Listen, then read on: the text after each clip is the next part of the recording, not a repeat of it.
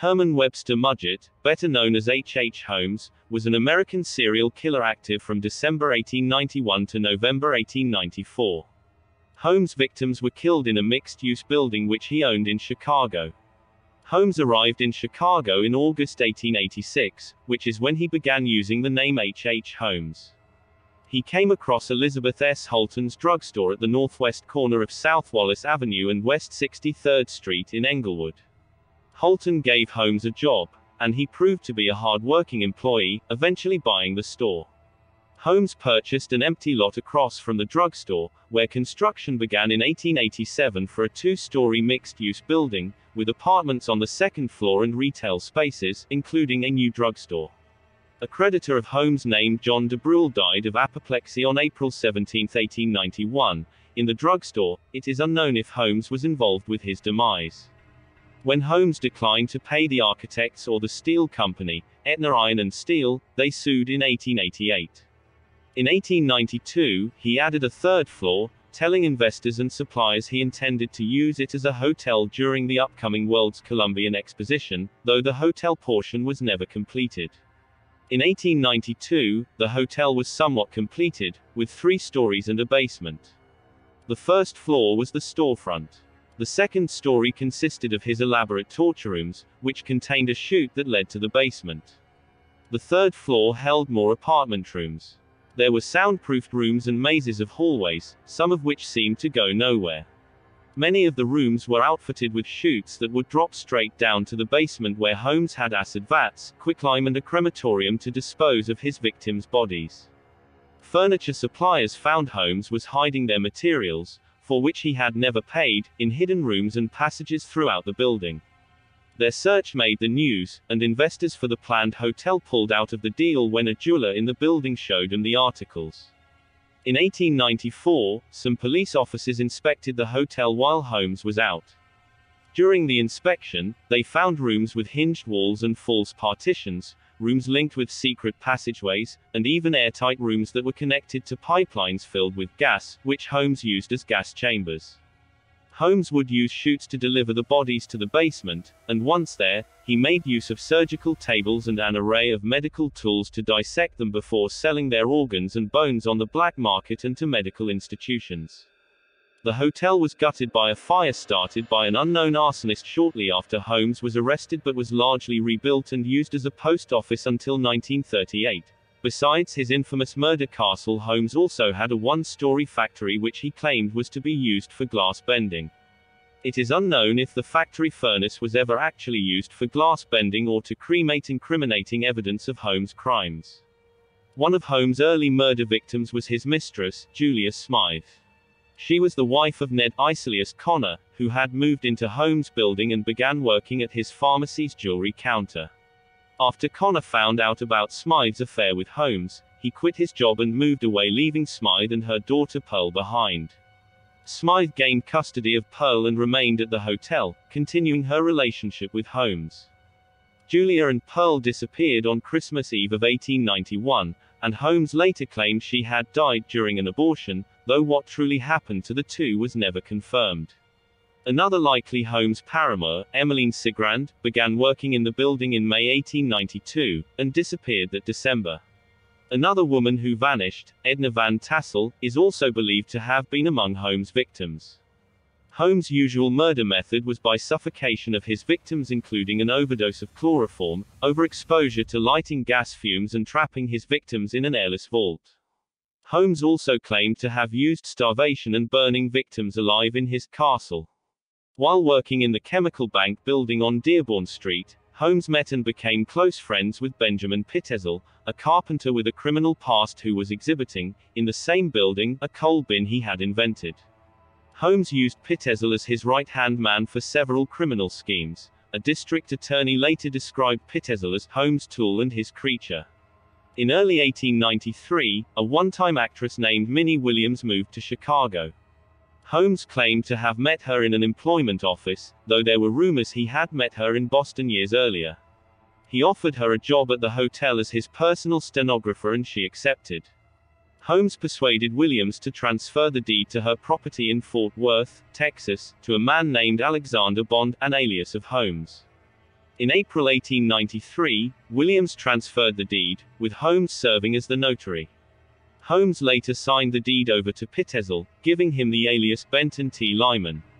The next month, Holmes and Williams, presenting themselves as man and wife, rented an apartment in Chicago's Lincoln Park.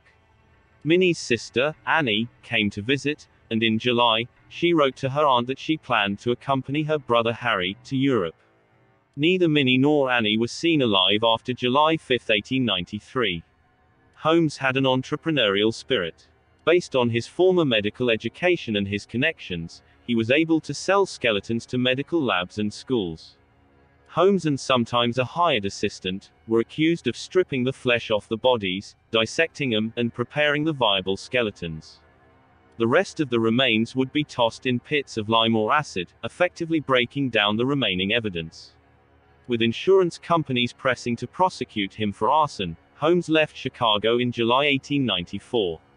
He reappeared in Fort Worth, where he had inherited property from the Williams sisters, at the intersection of modern-day Commerce Street and 2nd Street. Here, he once again attempted to build an incomplete structure without paying his suppliers and contractors. This building, unlike the former of his properties, was not a site of any additional killings. In July 1894, Holmes was arrested and briefly jailed for the first time, on the charge of selling mortgaged goods in St. Louis, Missouri. He was promptly bailed out, but while in jail he struck up a conversation with a convicted outlaw named Marion Hedgepeth, who was serving a 25-year sentence. Holmes had concocted a plan to swindle an insurance company out of $10,000 by taking out a policy on himself and then faking his death. Holmes promised Hedgepeth a $500 commission in exchange for the name of a lawyer who could be trusted. Holmes was directed to a young St. Louis attorney named Jephthah Howe. Howe was in practice with his older brother, Alfonso Howe, who had no involvement with Holmes or Pitezel or their fraudulent activities. Jephthah Howe, however, found Holmes' scheme brilliant. Nevertheless, Holmes' plan to fake his own death failed when the insurance company became suspicious and refused to pay.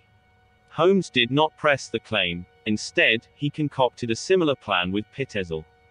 Pitezel agreed to fake his own death so that his wife could collect on a $10,000 life insurance policy, which she was to split with Holmes and Jephthah Howe. The scheme, which was to take place in Philadelphia, called for Pitezel to set himself up as an inventor under the name B.F. Perry, and then be killed and disfigured in a lab explosion. Holmes was to find an appropriate cadaver to play the role of Pitezel. Instead, Holmes killed Pitezel by knocking him unconscious with chloroform and setting his body on fire with the use of benzene. In his confession, Holmes implied Pitezel was still alive after he used the chloroform on him, before he set him on fire. However, forensic evidence presented at Holmes' later trial showed chloroform had been administered after Pitezel's death, a fact which the insurance company was unaware of, presumably to fake suicide to exonerate Holmes should he be charged with murder. Holmes collected the insurance payout on the basis of the genuine Pitezel corpse. Holmes then went on to manipulate Pitezel's unsuspecting wife into allowing 3 of her 5 children, Alice, Nellie and Howard, to be placed in his custody. The eldest daughter and the baby remained with Mrs. Pitezel. Holmes and the 3 Pitezel children traveled throughout the northern United States and into Canada. Simultaneously, he escorted Mrs. Pitezel along a parallel route, all the while using various aliases and lying to Mrs. Pitezel concerning her husband's death, claiming Pitezel was hiding in London, as well as lying to her about the true whereabouts of her 3 missing children. In Detroit, just before entering Canada, they were only separated by a few blocks. In an even more audacious move, Holmes was staying at another location with his wife, who was unaware of the whole affair. Holmes would later confess to murdering Alice and Nellie by forcing them into a large trunk and locking them inside. He drilled a hole in the lid of the trunk and put one end of a hose through the hole, attaching the other end to a gas line to asphyxiate the girls. Holmes buried their nude bodies in the cellar of his rental house at 16 St. Vincent Street in Toronto. This home and address no longer exist, St. Vincent Street having long since been realigned into a part of Bay Street. Frank Geyer, a Philadelphia police detective assigned to investigate Holmes and find the 3 missing children, found the decomposed bodies of the 2 Pitezel girls in the cellar of the Toronto home. Detective Geyer wrote, "The deeper we dug, the more horrible the odor became, and when we reached the depth of 3 feet, we discovered what appeared to be the bone of the forearm of a human being." Geyer then went to Indianapolis, where Holmes had rented a cottage.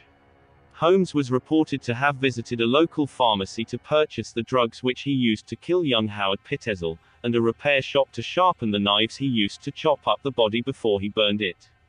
The boy's teeth and bits of bone were discovered in the Holmes chimney. Holmes' murder spree finally ended when he was arrested in Boston on November 17, 1894, after being tracked there from Philadelphia by the Pinkertons. He was held on an outstanding warrant for horse theft in Texas because the authorities had become more suspicious at this point, and Holmes appeared poised to flee the country in the company of his unsuspecting third wife. Following the discovery of Alice and Nellie's bodies, in July 1895, Chicago police and reporters began investigating Holmes' building in Englewood, now locally referred to as the Castle. Though many sensational claims were made, no evidence was found which could have convicted Holmes in Chicago. According to Selzer, stories of torture equipment found in the building are 20th-century fiction. In October 1895, Holmes was put on trial for the murder of Benjamin Pitezel, and was found guilty and sentenced to death. By then, it was evident Holmes had also murdered the 3 missing Pitezel children. Following his conviction, Holmes confessed to 27 murders in Chicago, Indianapolis, and Toronto, though some people he confessed to murdering were still alive. He also confessed to 6 attempted murders. Holmes was paid $7,500 by the Hearst newspapers in exchange for his confession, which was quickly found to be mostly nonsense. Holmes gave various contradictory accounts of his life, initially claiming innocence and later that he was possessed by Satan. His propensity for lying has made it difficult for researchers to ascertain the truth on the basis of his statements. While writing his confessions in prison, Holmes mentioned how drastically his facial appearance had changed since his imprisonment. He described his new, grim appearance as gruesome and taking a satanical cast, and wrote he was now convinced that after everything that he had done, he was beginning to resemble the devil.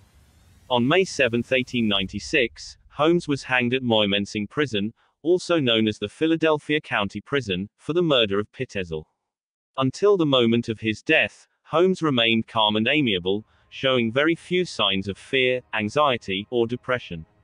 Despite this, he asked for his coffin to be contained in cement and buried 10 feet deep, because he was concerned grave robbers would steal his body and use it for dissection. Holmes' neck did not break, he instead strangled to death slowly, twitching for over 15 minutes before being pronounced dead 20 minutes after the trap had been sprung. Upon his execution, Holmes's body was interred in an unmarked grave at Holy Cross Cemetery, a Catholic cemetery in the Philadelphia western suburb of Yeadon, Pennsylvania. The castle itself was mysteriously gutted by fire in August 1895. According to a newspaper clipping from the New York Times, 2 men were seen entering the back of the building between 8 and 9 p.m. About half an hour later, they were seen exiting the building and rapidly running away. Following several explosions, the castle went up in flames. Afterwards, investigators found a half-empty gas can underneath the back steps of the building. The building survived the fire and remained in use until it was torn down in 1938. The site is occupied by the Englewood branch of the United States Postal Service. In 2017, amid allegations Holmes had in fact escaped execution, Holmes' body was exhumed for testing led by Janet Monge of the University of Pennsylvania Museum of Archaeology and Anthropology. Due to his coffin being contained in cement, his body was found not to have decomposed normally. His clothes were almost perfectly preserved and his mustache was found to be intact. The body was positively identified by his teeth as being that of Holmes. Holmes was then reburied. Thanks for watching. For more videos please click like and subscribe.